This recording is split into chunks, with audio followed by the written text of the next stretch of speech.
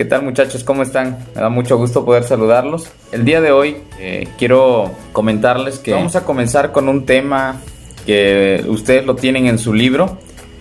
El tema se llama reglas para convivir. Muy importante que en el entorno donde nosotros nos encontremos existan reglas claras que nos permitan llevar una buena convivencia. En el lugar donde nosotros nos encontremos vamos a encontrar reglas. Si estamos en nuestras casas, por ejemplo, ustedes tienen reglas. Sus papás les han enseñado que en casa deben de respetar las reglas. ¿Qué reglas podemos encontrar en casa? Puede ser en el horario de levantarse, en el horario de dormirse, reglas para salir a jugar, reglas a la hora de hacer las actividades, las tareas, las responsabilidades que tenemos en casa, lavar los trastes, barrer la casa.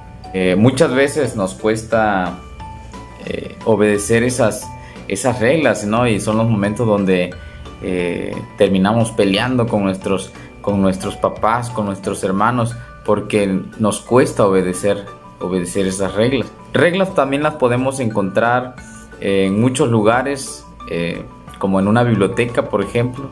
Puedes encontrar reglas como evitar hablar muy fuerte, cuidar los libros, no comer en los lugares para lectura, etcétera, ¿no? Si ustedes conocen una biblioteca, sabrán que existen muchas reglas. En un hospital existen reglas también en los deportes, ¿sí? Para poder practicar un deporte debemos de conocer las reglas. Entonces es muy importante conocer las reglas para que podamos llevar una convivencia muy armoniosa. Como mexicanos, nosotros tenemos un documento muy importante que se llama Constitución Política de los Estados Unidos Mexicanos. Este es un documento que contiene los derechos y las obligaciones de todos los mexicanos. En este documento nosotros podemos encontrar las leyes y los reglamentos que establecen los derechos y las obligaciones de la comunidad mexicana, de los ciudadanos mexicanos. En este proyecto vamos a tener la oportunidad de organizarnos para revisar reglamentos y elaborar un reglamento para nuestro grupo. Bueno, como muchos sabrán, para poder garantizar una buena convivencia entre los distintos grupos sociales que se conforman, cada uno de sus miembros tiene responsabilidades que cumplir, siendo estas sus obligaciones. Eso es una obligación. Por otro lado, el cumplimiento de las mismas tiene el acceso a distintos derechos que permiten un beneficio en mayor o menor medida. Estamos acostumbrados a cumplir las reglas que se nos imponen en la vida cotidiana, teniendo como base de ello las normas de convivencia que nos permiten respetar a otros, tanto en el hogar como también en nuestro lugar de trabajo o también en una escuela. Quiero que quede bien claro cuál es la definición de un reglamento. Según la Real Academia de Español, el reglamento es el conjunto de reglas o preceptos que la autoridad competente da para la ejecución de una ley o para el régimen de una corporación, una dependencia o un servicio. ¿Cuál es la importancia de los reglamentos?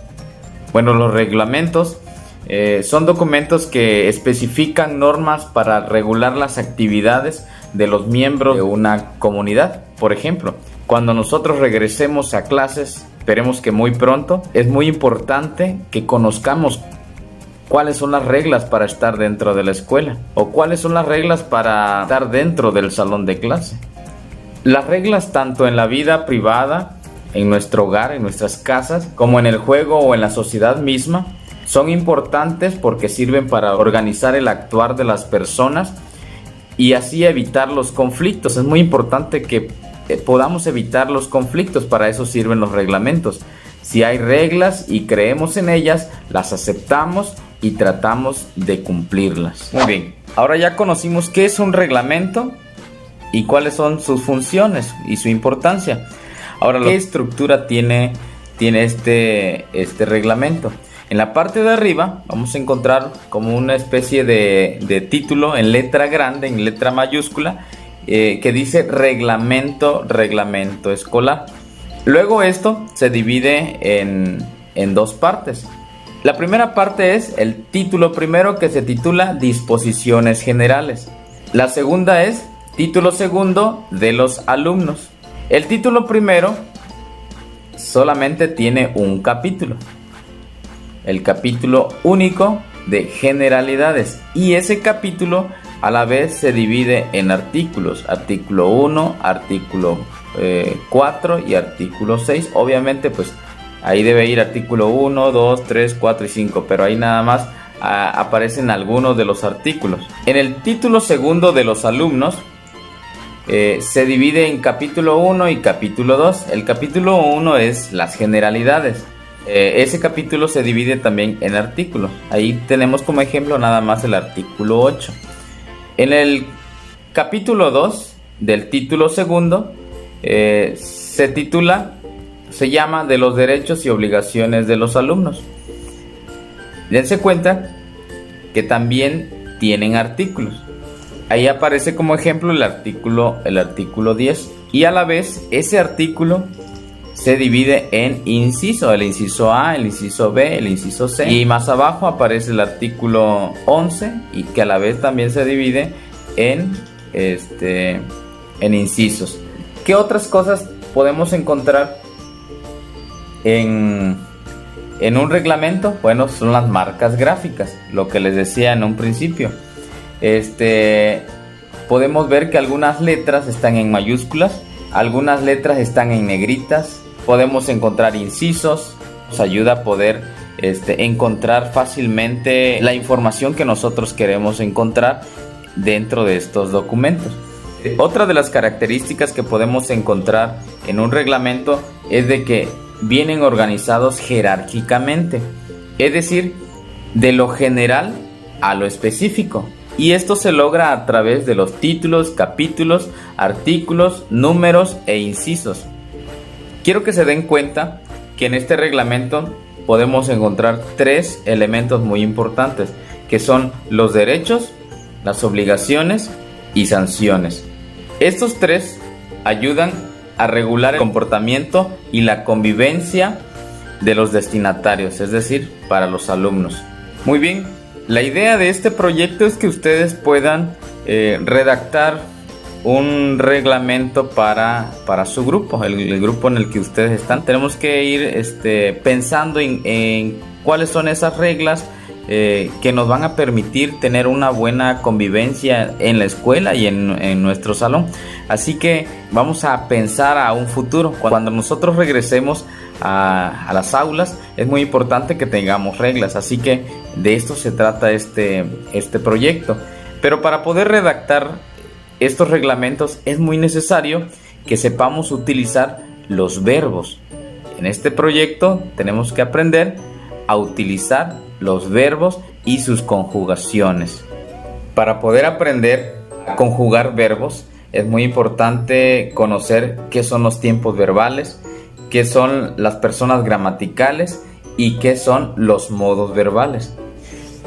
Vamos a conocer por el momento tres modos verbales. Vamos a comenzar con el primero, que se llama el modo infinitivo. El modo infinitivo es la forma no personal del verbo. Es decir, con este verbo no podemos conocer quién realiza la acción. Por ejemplo, jugar, comer, dormir son verbos en modo infinitivo. Dense cuenta que las terminaciones son ar, er, ir. Cuando nosotros decimos dormir, no sabemos quién realiza la acción. A comparación de decir dormimos. Con el verbo dormimos ya conjugado, podemos saber que nosotros hicimos esa acción. Nosotros dormimos. En cambio, si nosotros decimos dormir, no se especifica quién realiza la acción. Entonces, ese es el modo infinitivo. Recuerden, terminaciones ar, er, ir. El siguiente modo es el modo indicativo. la palabra indicativo suena como a indicar. Entonces el modo indicativo son aquellos verbos que funcionan para señalar acciones, hechos reales y verídicos. Por ejemplo, ellos ganaron la lotería ayer. El verbo sería ganaron y nos está señalando una acción que sucedió en el pasado. El modo imperativo es una expresión de mandato, una orden, algo que se tiene que hacer. Por ejemplo, escribe en tu libreta. El verbo sería escribe, que está en modo imperativo. Ahora veremos las personas gramaticales. Las personas gramaticales son primera persona, segunda persona y tercera persona. La primera persona es quien habla. En este caso, singular está representado por el pronombre yo. En plural está representado por el pronombre nosotros.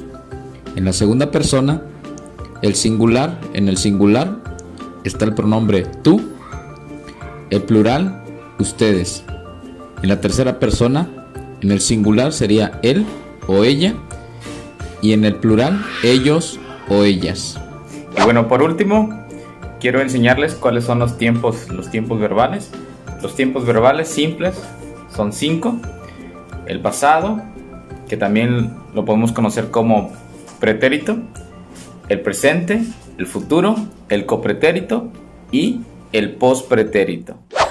Conociendo bien los modos, los tiempos y las personas gramaticales, vamos a poder conjugar los verbos. Lo vamos a poner como ejemplo el verbo bailar. Y ya conjugado, podría decir bailaré. En ese verbo ya conjugado podemos identificar que está en tiempo futuro, está en modo indicativo y está en la primera persona singular. Podríamos poner otro ejemplo. Dábamos. El verbo dar. Dábamos está en tiempo copretérito por la terminación ábamos. Está en modo indicativo y está en primera persona plural. Ok, ahora sí, tienen la información acerca de los reglamentos, así que manos a la obra.